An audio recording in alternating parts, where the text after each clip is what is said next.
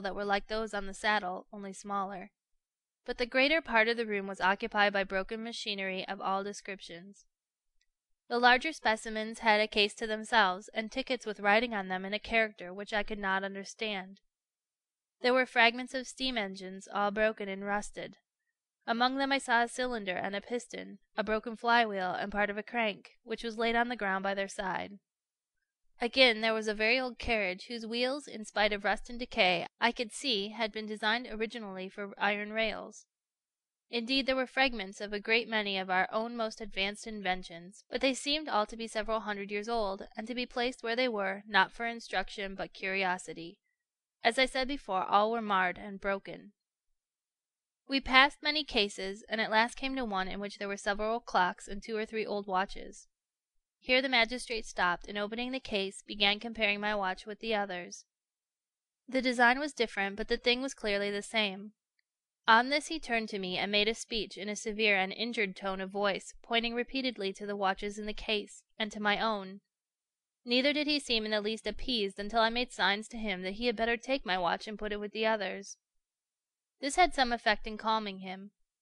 I said in English, trusting to tone and manner to convey my meaning, that I was exceedingly sorry if I had been found to have anything contraband in my possession, that I had had no intention of evading the ordinary tolls, and that I would gladly forfeit the watch if my doing so would atone for the unintentional violation of the law.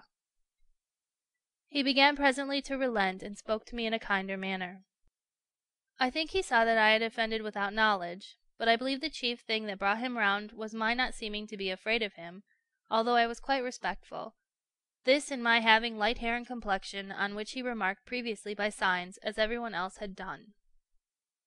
I afterwards found that it was reckoned to very great merit to have fair hair, this being a thing of the rarest possible occurrence, and greatly admired and envied in all who were possessed of it. However that might be, my watch was taken from me, but our peace was made, and I was conducted back to the room where I had been examined. The magistrate then made me another speech, whereon I was taken to a building hard by, which I soon discovered to be the common prison of the town, but in which an apartment was assigned me separate from the other prisoners. The room contained a bed, table, and chairs, also a fireplace and a washing-stand. There was another door which opened on to a balcony with a flight of steps descending into a walled garden of some size.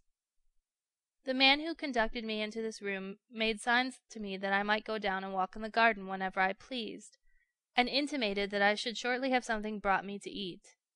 I was allowed to retain my blankets and the few things which I had wrapped inside them, but it was plain that I was to consider myself a prisoner, for how long a period I could not by any means determine. He then left me alone. End of chapter 7.